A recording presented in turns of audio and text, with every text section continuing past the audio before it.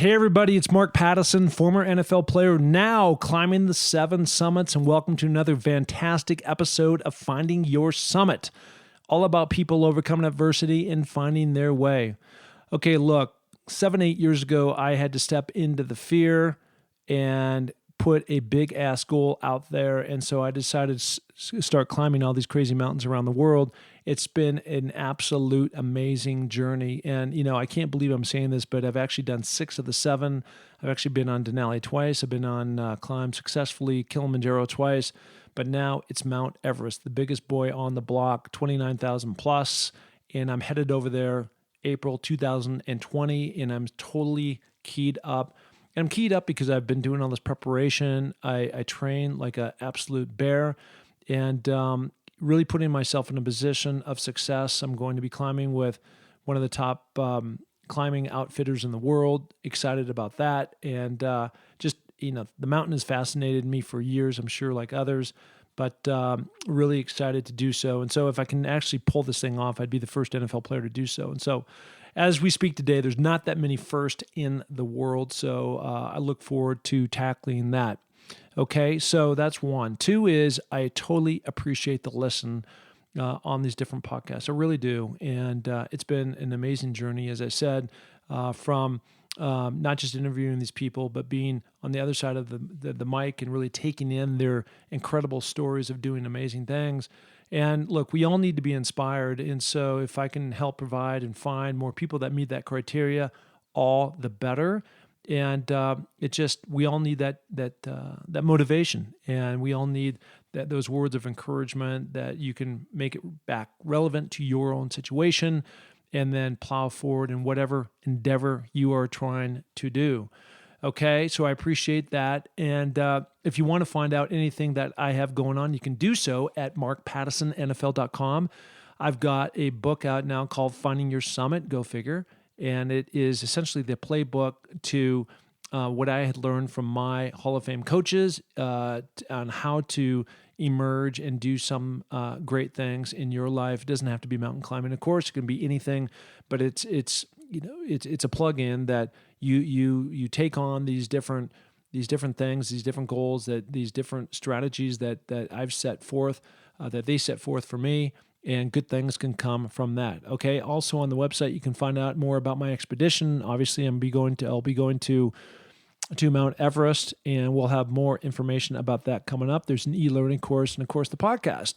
And when you go to the podcast, you will find an iTunes tab. And I would be so grateful if you go in and you'd rate and review. Now, it all has to do with visibility, popularity of podcasts, because there's so many podcasts out there today that it's so easy to get lost and like, where's Finding Your Summit? And I really do believe these stories are really amazing and incredible, and can really give a lift to those people who really need it. And even if you don't, we all need to be motivated and inspired by other people to keep going. So if you'd go in and do that, I would be really, really appreciative. Okay? So let's go listen to the pod. It's going to be awesome. Here we go.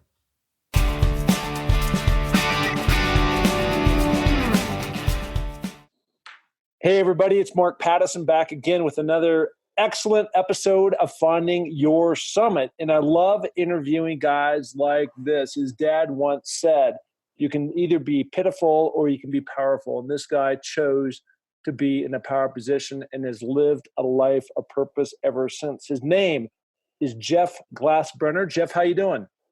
I'm well. How are you? I was just asking you, what the hell are you doing down in Little Rock, Arkansas? I'm beaming all the way from Sun Valley, Idaho. So I think, I'm sitting at 6,000 feet and you might be like a foot.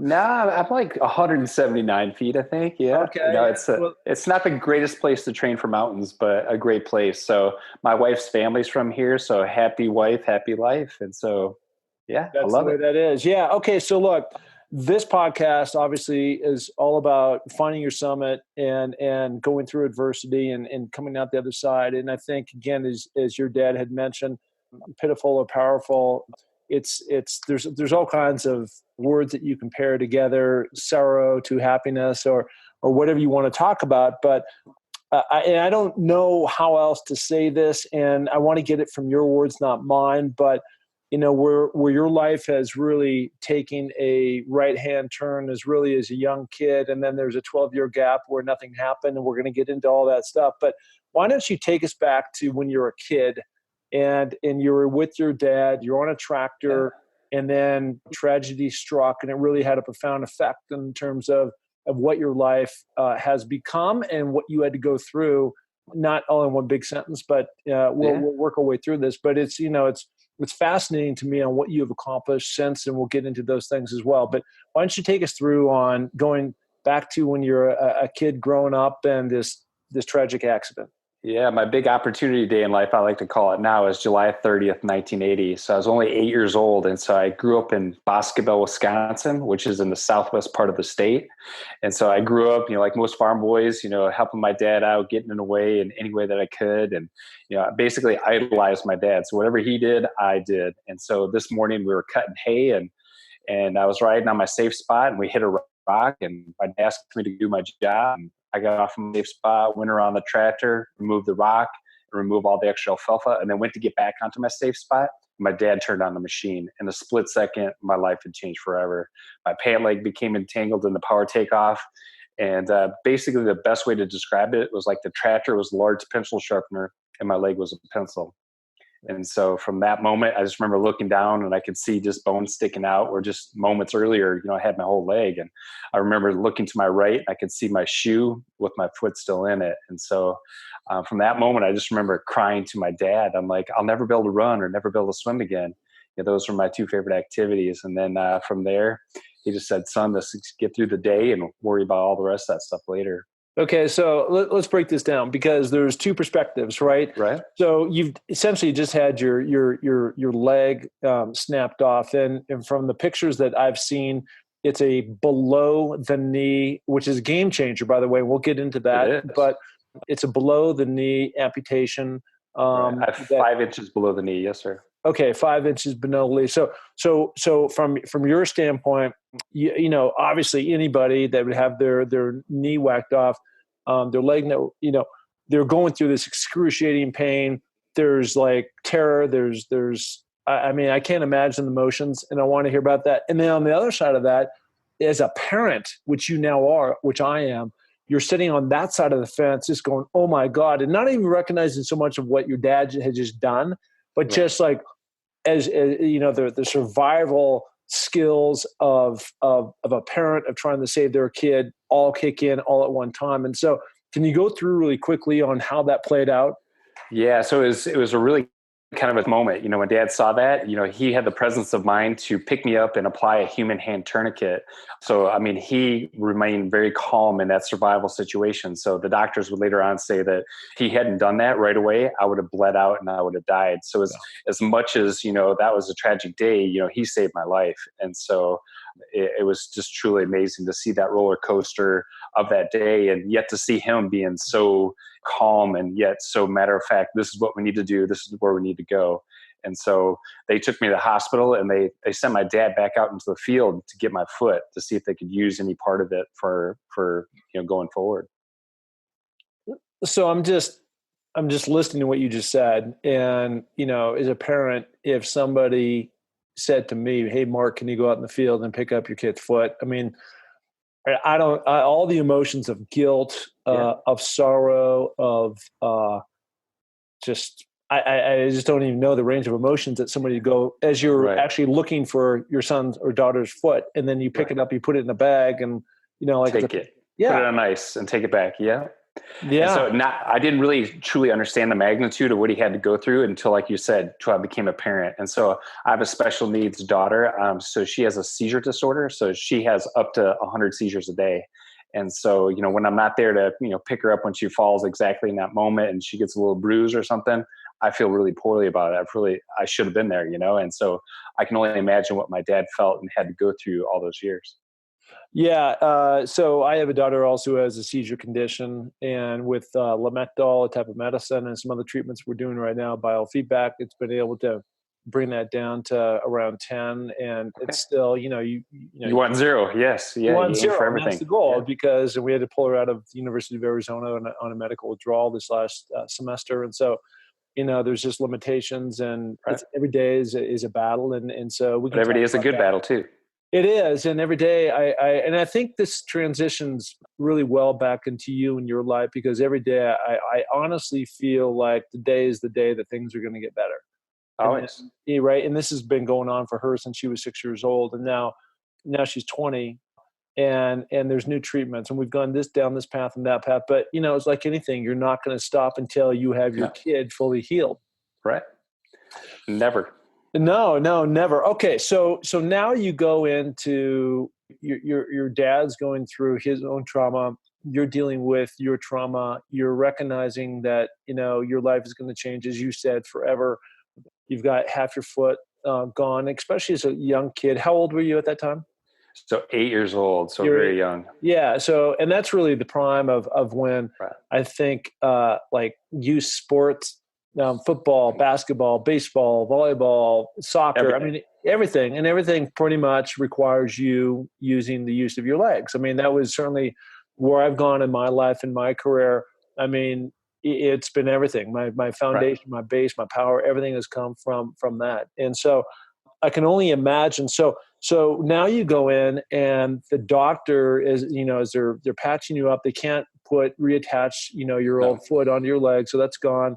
And now you're faced with this new life. And what do the doctors tell you about the prognosis of you, really about your life forward? Right. Well, back then it's a different mindset than what it is today. Back then they handed me a sheet of paper and they said, "This is what you cannot do." And at the top of that list were sports. They didn't want me playing any sports. They didn't want me hurting myself or hurt other kids or anyone like that. And so the real sad thing about it is I believed in all those limitations that the doctor said I couldn't do. They said, "Play life safe and you'll be okay." So that was hard to hear.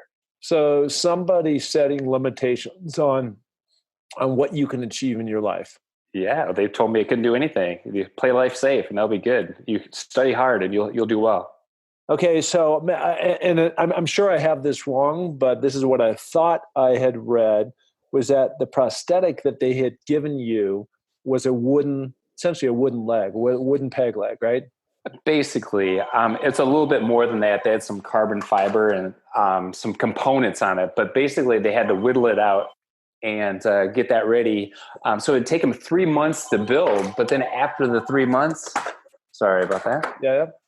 After the 3 months, I had already outgrown it. And so it never felt comfortable. It never felt real, and it never felt a part of me. And so it was really hard just to kind of be whole again, because I could never have that leg that felt right. And so I didn't like it. I kind of resented being an amputee. I didn't, feel comfortable about being myself. And so that was a really, really hard time for my life. And that's when that kind of, you can be pitiful or you can be powerful, kind of came into be.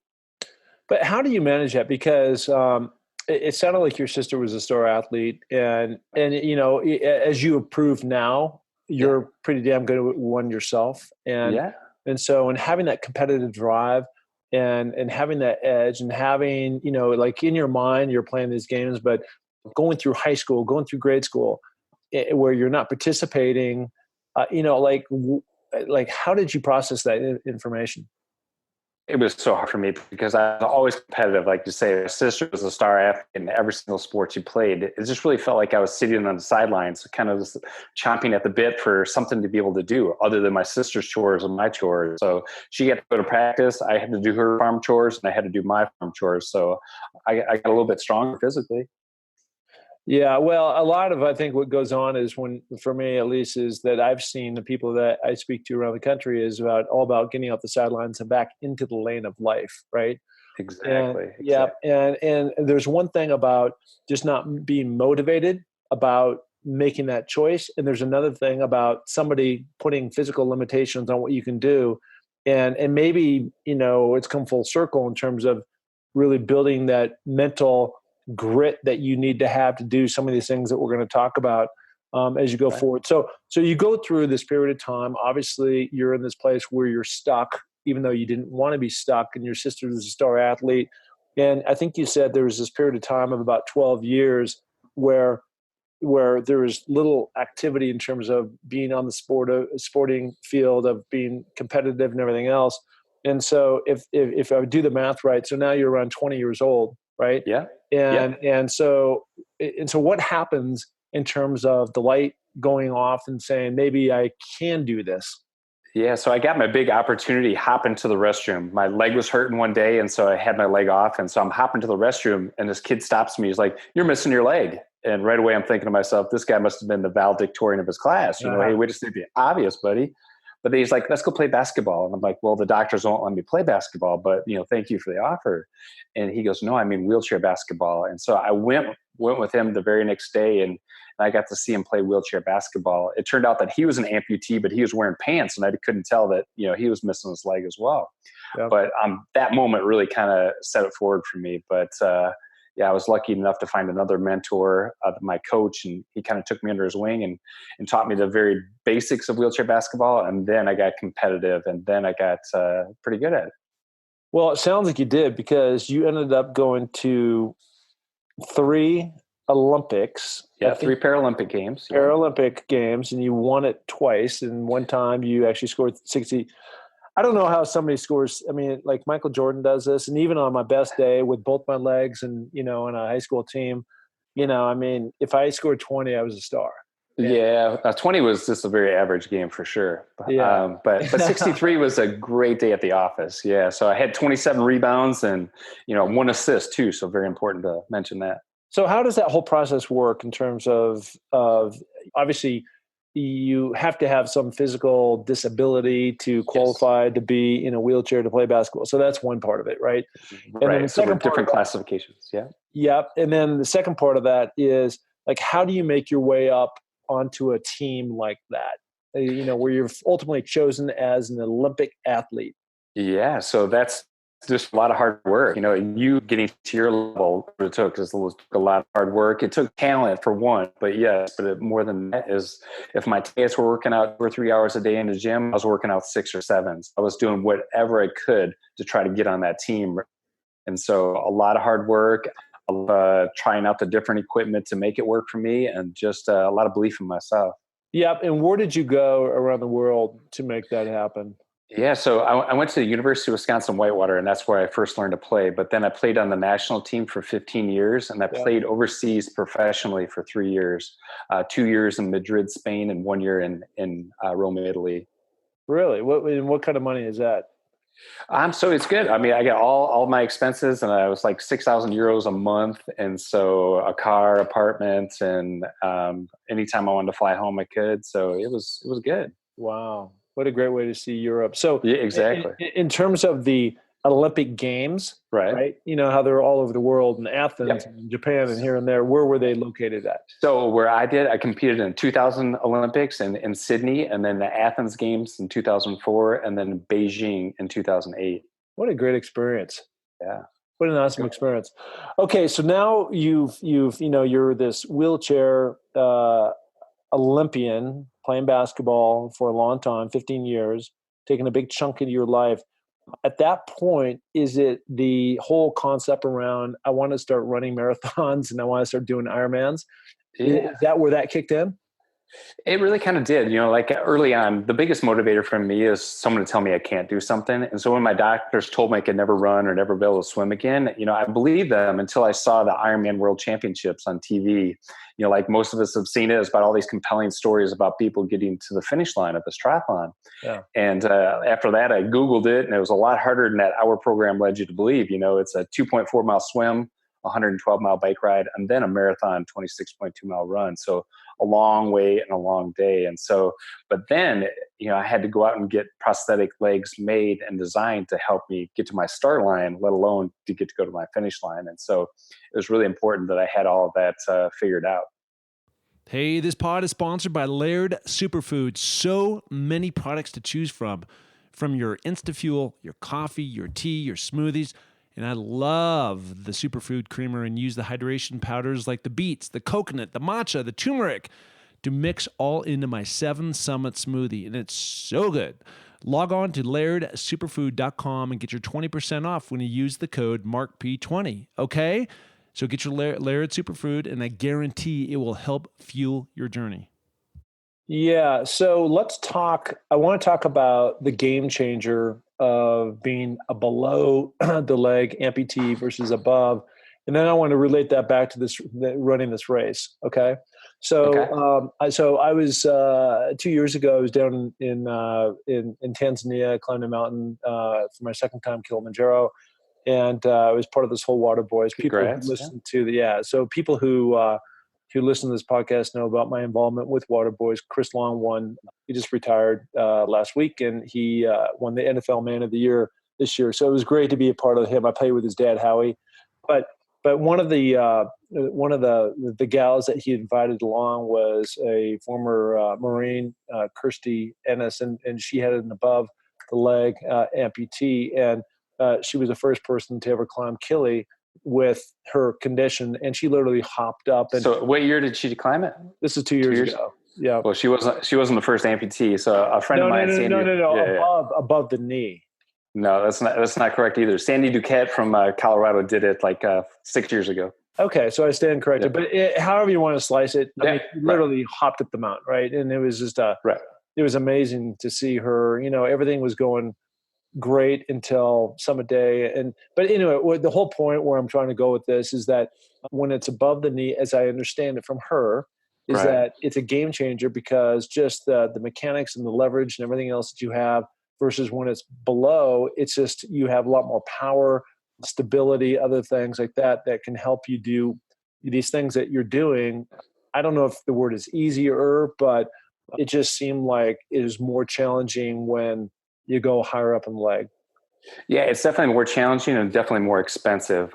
So a lot of times she'll have either a mechanical knee or a robot knee. And so that is twice as expensive as what my legs would be. But I only have 5 inches below the knee, and I'm missing my fibia. And so mine is actually as challenging as above the knee. So doctors, the prosthetics, they said, "Oh, you'll never be able to run," but I can run. I can run just fine. So let's jump back to these marathons and these races in Hawaii that you're doing, right? The Ironman, which is crazy, right? So for those people who haven't looked at a TV set or poked their head outdoors, crazy race. It's a long way. The race is a full marathon, so that's 26 plus miles. The swim is something like 2.5 miles, 2.4, yeah, 2.4, and then you're going to ride your bike over 100 miles, right? 112, yes, sir. Yeah. So when you're running, are you using? There's that South African years ago that ended up having a tragic story and killing his girlfriend and all this stuff. But Oscar Pistorius. Yeah, yes. he had a they call him sling blade, right? So rather than have a shoe, he was more of a blade that he was running on. Yeah. How does that work for you in terms of what kind of equipment that you use? Yep, I have the exact same leg, but it's funny. Like a side story is like everyone thinks that's cheating with those legs and stuff. It's more efficient and all that. That's not true. But what was cheating in his part is he had his legs made. He's a double amputee, so he has legs made taller than what he normally is. So normally you measure from wrist to wrist, and that's typically how tall you are. Yeah. And so he's like 5'10", and he had his legs made for someone that's 6'6". And so that's the unfair advantage. And so a lot of people think, oh, you get that special leg, you can, propel forward and rocket forward. No, it doesn't work like that, unfortunately. Yeah. Wow. So are you still running these races? So I haven't done an Ironman in 2 years because I'm focusing on the Explorers Grand Slam. And so for me, I do a lot of swim, biking, and running, but I don't want to race because I'm focused on my mountains right now. Yeah. Well, listen, you did 23 Ironman. So for you to say I'm not doing them right now and taking the day off or something, I think a lot of people give you the pass on that. So certainly I do. Okay. So this pattern then of continuing to really challenge yourself, to push the boundaries, to do things that people have told you, that these doctors way back when, that you could never do this on your checklist. So now we get into the whole mountaineering thing. We're going to talk about Everest and some things that have been near and dear to you and what the Explorers Grand Slam is. So let's transition into the mountains, right? Okay. So now, now you're running on these marathons, you're doing things that most people can't do, even with 2 legs. And I think you're wrong on that. I think everyone can do it, but they just choose not to. Well, that's true. That's actually, thank you. Yeah, you're right. So what was that idea about trying to take on Everest and some of these other mountains?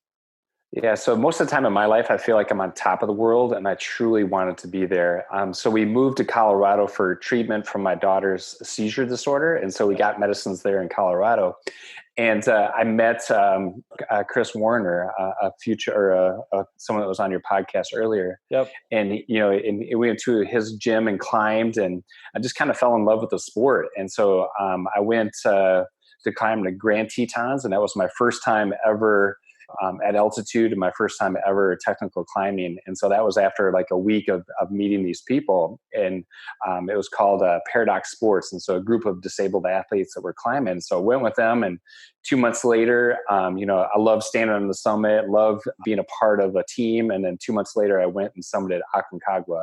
Yeah. And that was actually my first time ever sleeping in a tent. And so that was pretty cool. Wow. I've done 6 of the 7, but Everest coming up around the corner, and we'll get into that in a minute. But the thing that it would seem like would be a challenging on Aconcagua is when you're coming off the summit, and now you're going down to, now the summit, for those that don't know, is just under 23,000. So now you're going down to a 14,000 foot camp on the other side, but there's a lot of shale and scurry, as they call, like this loose rock that's coming down. And I would just think with that'd be challenging if you didn't have your full stability. So obviously you must have had things working for you, your trekking poles and other things, but that was just like drove me crazy.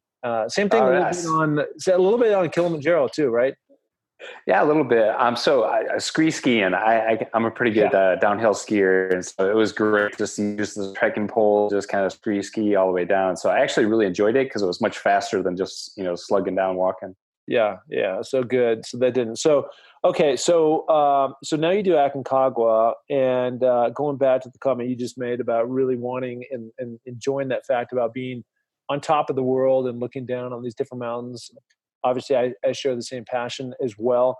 How did Everest for you kick in? And the reason why, before you answer that, the reason why I want to ask you about this is because for me, I've gone around and really have, it took me 2 tries to conquer.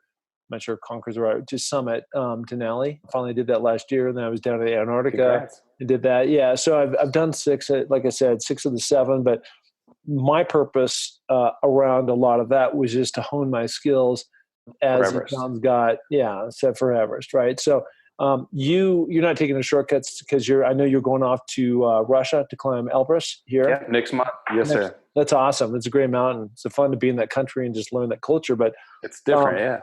It's very different. So tell me why you decided to take Everest and move that to more front of the line versus waiting a little bit longer.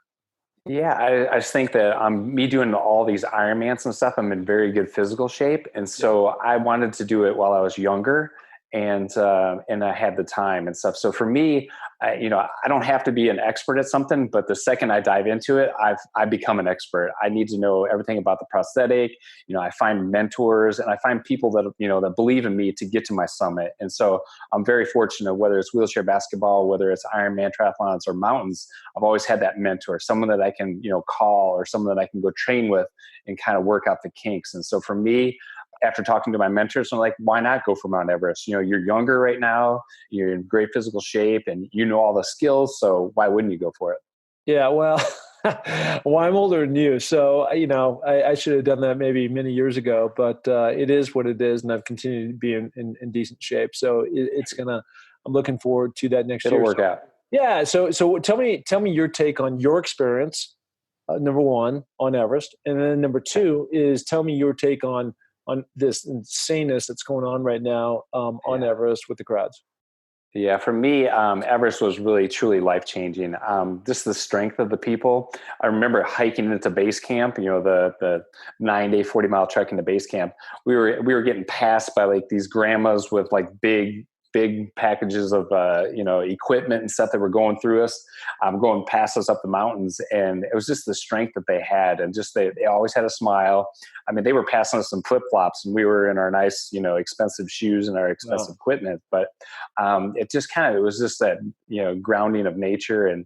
But Everest was really hard because it's 2 months away. And so the hardest part physically, I think that anyone can do it, but the hardest part is mentally. Can you keep your stuff together for 2 months straight? You're thinking about your family back home. You're thinking about, how comfortable it could be back home, but yet you're, in a tent with, a couple other teammates, and, you don't have a lot of time to do things. You're thinking about either staying where you are, going down the mountain, or going up the mountain. So life becomes really simple. And so, but you miss home a lot. And so that's the hardest part. But for me, it was just the most amazing experience just to be a part of it, and then be fortunate enough to stand on top of the world. Yeah. And then what would be your take on what's going on up there right now? Yeah, it's kind of a mess going on right now with all the people dying and not doing really well. But it's kind of, in my opinion, that this is what they signed up for, and the risks are there. And a lot of people are there that really shouldn't be there. They haven't done the training. They haven't done the other mountains. They're not physically prepared enough.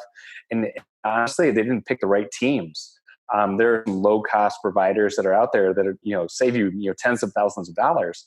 But that's fine if you can do everything on your own. But if something does happen, the other teams have a better infrastructure in place, a better plan in place to help get you off that mountain if need be.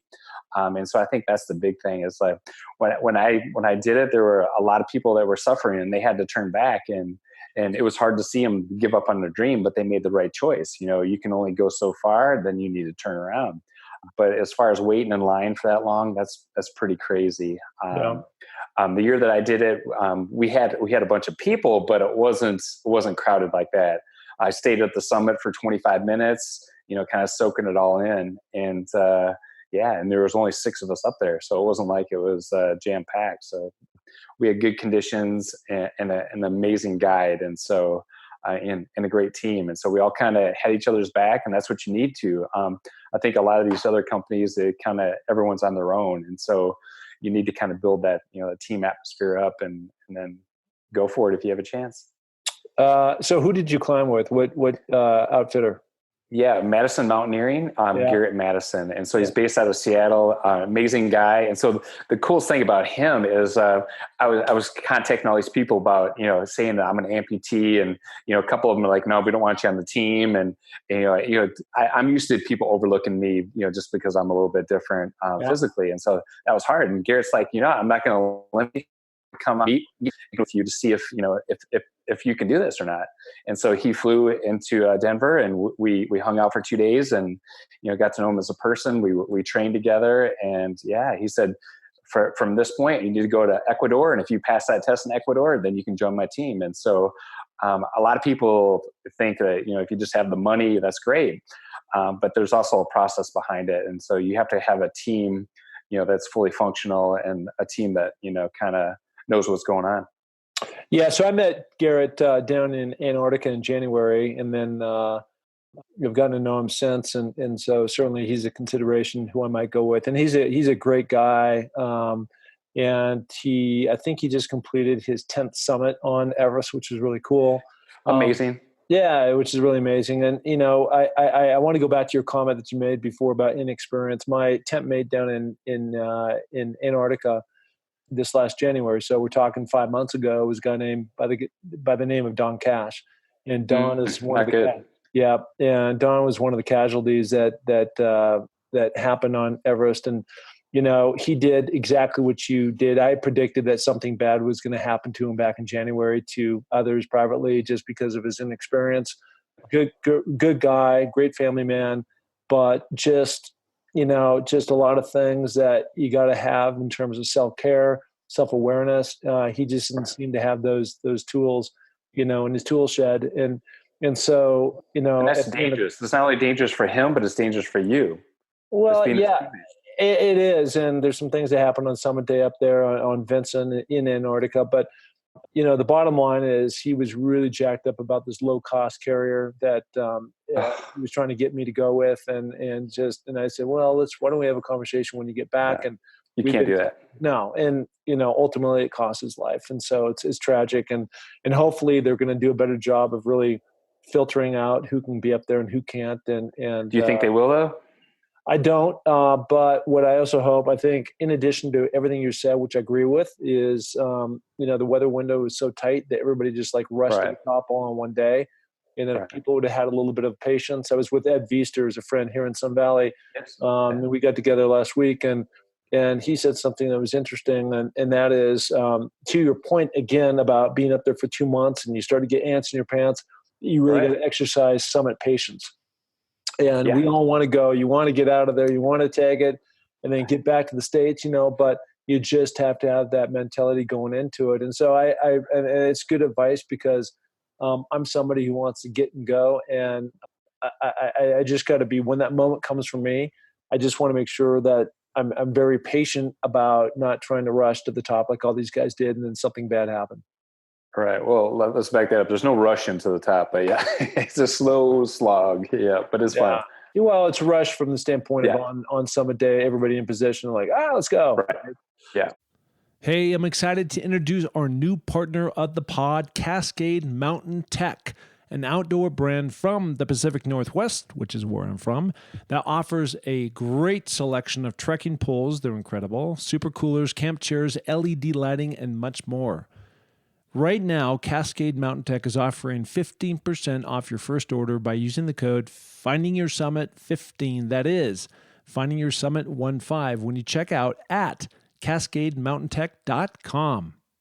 So let's move on to the Explorers Grand Slam. So for people who don't know what that is, that's doing the full 7 summits and then skiing to the North and the South Pole. My understanding is that you may have gone to the South Pole. You've done that? Yes. I did. In 2018, I skied to the South Pole and then also summited Mount Vinson. Congrats. What a great trip. And that Union Glacier down there, that whole setup with the Australians is just a wonderful place to be.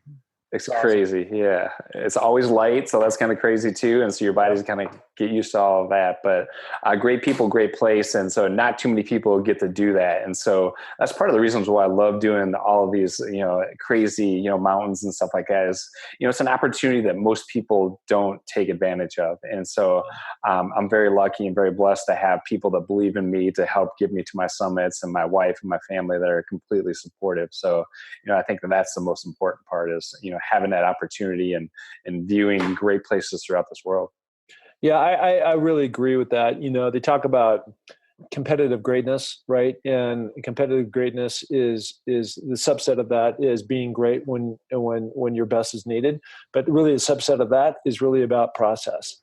And I can honestly say I love the process. So the process is working out every day. The process is about traveling all over the world, going to these exotic places. I can't say that it's been necessarily standing on the peak, which is obviously the goal. No, it's those things that you just talked about, the interaction with people from all over the world on your team, other people like Garrett, who I met, that we spent time with, these things that most people would never get an opportunity to go down because they choose to do that. But, where else in the world is Antarctica like? It's not. There's not a blade of grass. It's sunny 24 hours a day. There's no Starbucks. There's nothing. Yeah. There's nothing. Yeah.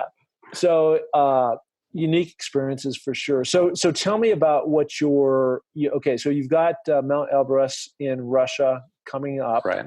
So that would be great. And then I have Carson's Pyramid coming up in October. And then I have to go back to the North Pole to ski to the North Pole in April.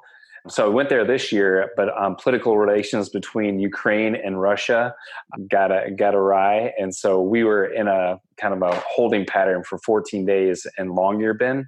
And so in Slalobod. So we were there. It's a small little city. And so all the hotels were sold out. So we were sleeping in hotel lobbies because all of our gear was packed to go for the next day. Yeah. And so we waited there for about 2 weeks. And then we finally got the word that it was not going to happen this year. So no one skied to the North Pole this year. First time in a long time. Oh. Yeah, that's a whole different challenge too. Yeah, exactly. Right? Logistics. Yeah.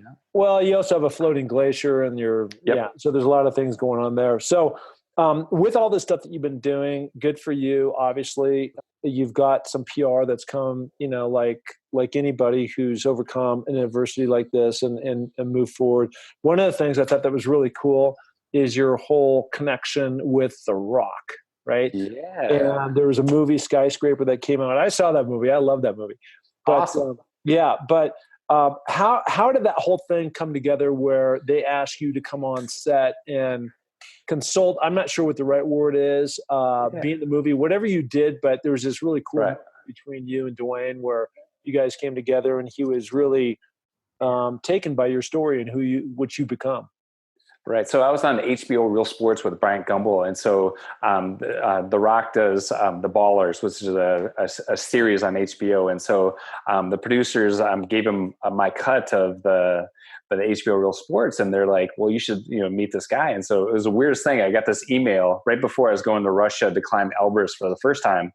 And it was an email, hey, this actor wants to come and talk to you, or you come talk to him. And I'm like, well, I'm pretty busy. I'm going to Russia. You're like, well, this actor is The Rock. And I'm like, well, I can be available. We can do that. And so they flew me up to Vancouver, and I was on set. And so I got to be there for 2 days and hang out with him on set. And you saw the movie is where he's running on the scaffolding, jumping onto the skyscraper. I got the action and cut for that little segment. And so it was really neat. I got to speak to the cast and crew, and then got to hang out with him a bunch. And it was so cool because he really wanted to learn this role. And so he asked me all about what it's like to mentally be an amputee, what it's like to be physically like an amputee. And so he wanted to make sure that his limbs were, amputee-like and stuff. So I gave him the AMP stamp of approval. And so, we just we had a lot of time to talk. And so the greatest thing about him is he's the most humble individual you'll ever meet, just most down to earth. You see, he's really cool in the movies, but man, he's even more fun in real life and stuff. So that was really neat. We finished up on the set like 1:30 at night. I asked him, well, what's the plan for him tomorrow? And he goes, well, I'm going to sleep for 3 hours, and then I'm going to wake up and work out.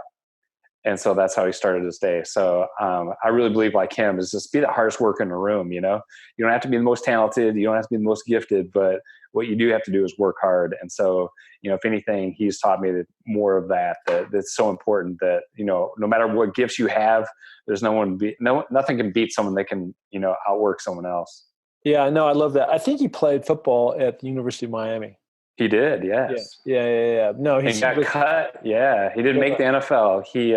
He played in Canada for like one season in the CFL, but I don't think he got very far after that.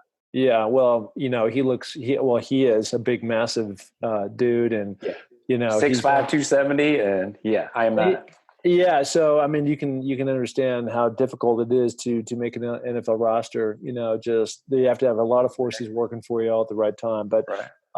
So okay, so you're out today, public speaking. Have you done a book? I do have a book. It's called The Gift of a Day. And so it talks about my experiences prior to Everest and prior to climbing mountains and stuff. So it talks a lot about my daughter. And I really believe that every single day that we're given is a gift. And so some people choose to, kind of face that day with positivity and just kind of go with whatever comes your way. No, I love that. Look, you're clearly a guy that sees the world with the right set of lens in terms of the world of possibility and positivity. Yeah, well, I mean, I think that's only, life is too short, right? These things happen all the time where people have accidents, they die for unfortunate reasons, or right. You're just, you run your life. I mean, I'm looking at where I am in my life. Right. So is Everest worse than dying for you?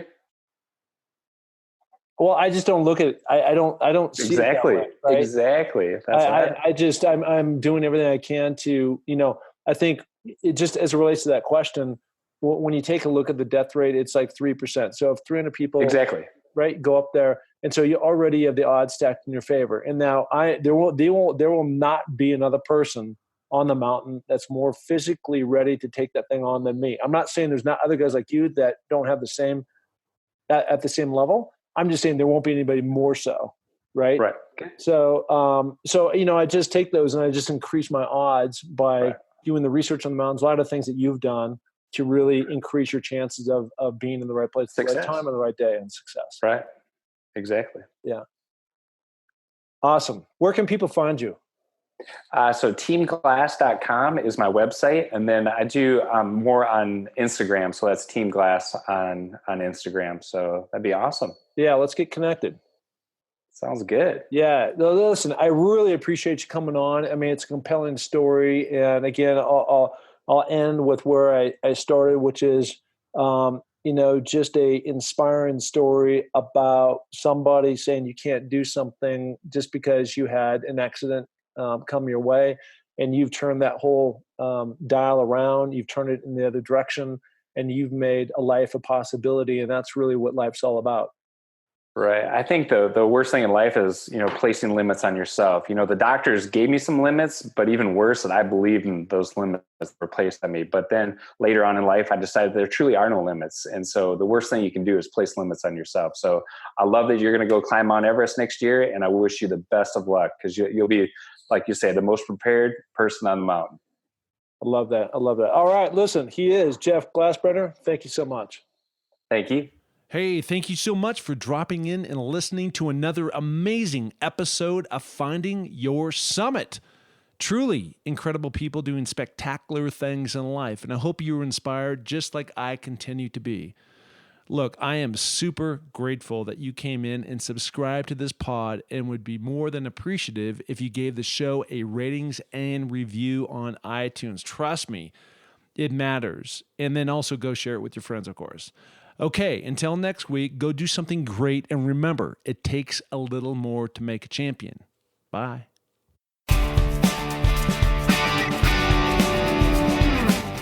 Hey, and thank you so much for listening to the Find Your Summit podcast. We are so glad to have you along for this journey. And if you enjoy the show, please tell a friend, share it on iTunes, spread it to the planet. We're looking to broadcast this to every person that is out there, because, as you know, everybody has their own summit that they're going after. Okay, if you're looking to follow my journey, you can find that through my social links on markpattisonnfl.com. That's Mark, M-A-R-K, Pattison, P-A-T-T-I-S-O-N, NFL.com. So, until the next podcast, just remember, clear eyes, full hearts, and remember, it takes a little more to make a champion, so make it happen. Thank you. Bye.